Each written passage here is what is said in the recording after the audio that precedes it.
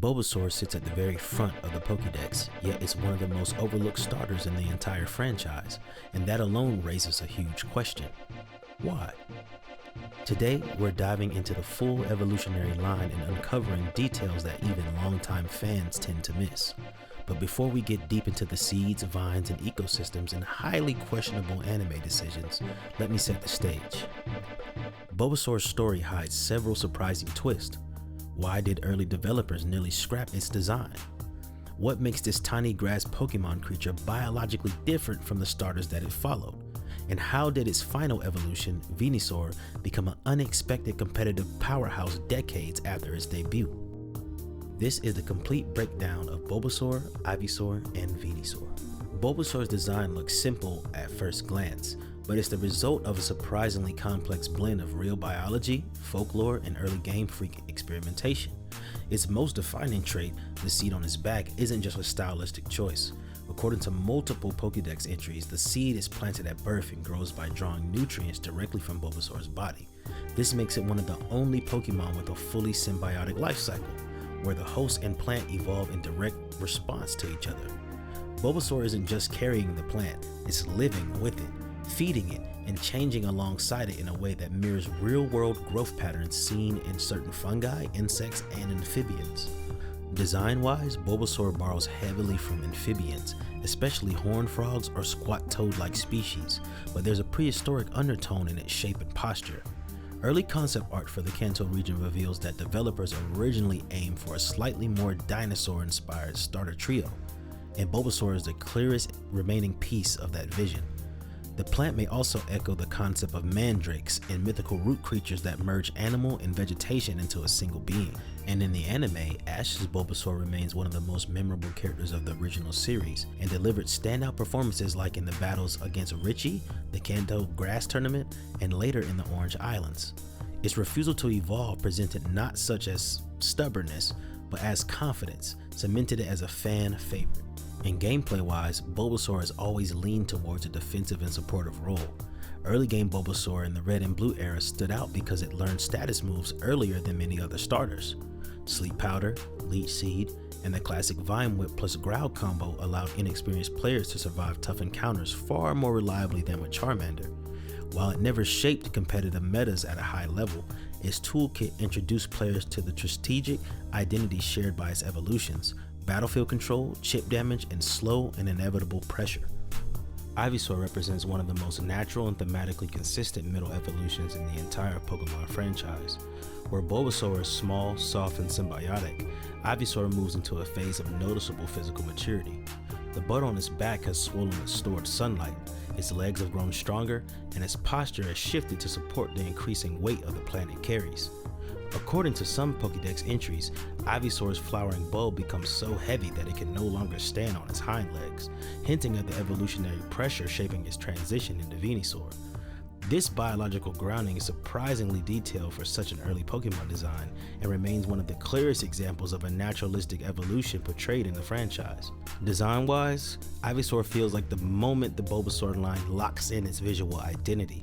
The color saturation deepens, the eyes sharpen, and the plant begins to resemble something between a budding Rafflesia or a prehistoric blossom. This middle stage carries a tone of tension and anticipation. Ivysaur is no longer cute, but not yet intimidating. It exists in that dramatic pause before a transformation, which gives it that strangely compelling, memorable aesthetic power. Now in the anime, Ivysaur doesn't enjoy the same spotlight as Bulbasaur or Venusaur, but when it appears, it tends to represent growth or transition. The most notable example is the Hidden Village episode in the original series, where a group of Venusaur oversees a gathering of Ivysaur as they approach the moment of evolution. That scene presented the Pokemon as a ritualistic, almost sacred creature whose evolution is tied to community and natural cycles. Later appearances often frame Ivysaur as disciplined and focused, reflecting the growth and strength of its blooming plant as it prepares for the next stage. Now competitively, Ivysaur rarely dominates mainstream formats, but it has had a brief and interesting moment of relevance. In certain battle simulators and unofficial metas, it finds a niche thanks to Eviolite, which dramatically boosts its defense stats and allows it to function as a surprisingly durable support Pokemon. Though overshadowed by Venusaur in almost every serious setting, Ivysaur's identity remains clear: It's a bridge between raw potential and full power, a midpoint evolution with enough utility to matter in the right environment that supports it. Venusaur stands as a fully realized form of the Bulbasaur line, and its design communicates a dramatic shift from the gentle amphibian origins of his base stage. With a massive rafflesia-like flower blooming across his back, Venusaur embodies a culmination of stored sunlight, accumulated strength, and a fully matured symbiotic relationship. The plant has become a genuine biological partner, absorbing sunlight, producing energy, and influencing Venusaur's temperament.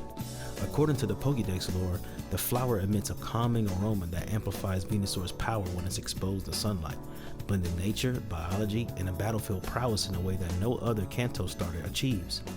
Its wide, grounded stance and heavy blooming canopy creates a fusion of prehistoric force and natural elegance. In the anime, Venusaur often symbolizes authority and tradition. One of its earliest appearances in the episode Bulbasaur's Mysterious Garden presents Venusaur as a leader guiding an entire evolutionary ritual. It stands not just as a strong Pokemon, but as a guardian of its species and cultural identity. Future appearances reinforce this theme, portraying Venusaur as a disciplined, wise, and deeply intertwined with the ecosystems that it inhabits. Now competitively, Venusaur's reputation has transformed dramatically over the generations. While in its early days in Generation 1 were limited by awkward mechanics, later generations reshaped Venusaur into one of the most adaptable grass types ever created. Its defining shift came with the introduction of the ability Chlorophyll. Under harsh sunlight, Venusaur becomes blisteringly fast, outspeeding entire metas and enabling a disruptive strategy built around Sleep Powder, Giga Drain, Sludge Bomb, and powerful coverage options like Earth Power. Sun teams in Generation 5 and 6 became infamous for Venusaur's ability to dismantle opponents before they had meaningful counterplay, especially when paired with weather setters like Ninetales. Now Mega Venusaur pushed its identity even further. With its thick fat ability nullifying its fire and ice type weaknesses, it evolved into a defensive monster capable of tanking attacks that few grass types could survive. Its boosted bulk combined with reliable recovery allowed Mega Venusaur to anchor teams in formats that demanded staying power. It countered a wide variety of top-tier threats, earned consistent placements across multiple tournament seasons, and became a showcase example of how a Mega Evolution can enhance a Pokemon's core design philosophy without reinventing it. Now Gigantamax Venusaur continued this trend of evolution and dominance in Generation 8. With G-Max Vine Lash, Venusaur gained access to one of the most oppressive forms of residual damage in VGC history. The moon's lingering vines chipped away at opposing Pokemon for multiple turns, pressuring both offensive and defensive teams into predictable, exploitable patterns. Supported by Torkoal's drought, Gigantamax Venusaur became a central figure in VGC 2021 and 2022, combining blistering speed, disruptive status, and punishing chip pressure. In the Pokemon TCG, Venusaur's legacy mirrors its competitive growth. Base set Venusaur became famous for its energy trance ability, which allowed players to reposition grass energy and create devastating late game strategies. Later iterations, Venusaur EX, Venusaur V, and Venusaur VMAX continued its tradition of bulky attackers that reward patience, resource management, and long-term board control.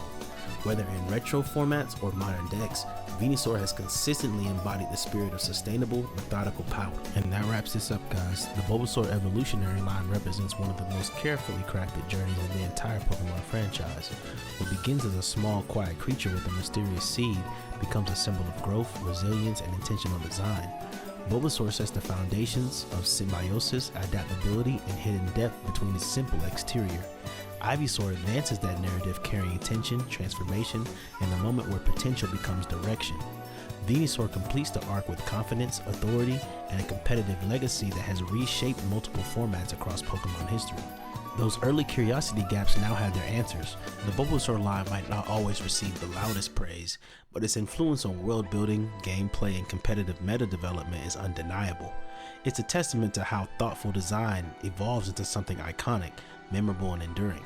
So if you guys enjoyed this deep dive, make sure to subscribe for our next episode and like and share, where we explore the next Pokemon and continue our journey through the entire Pokédex. Catch y'all next time.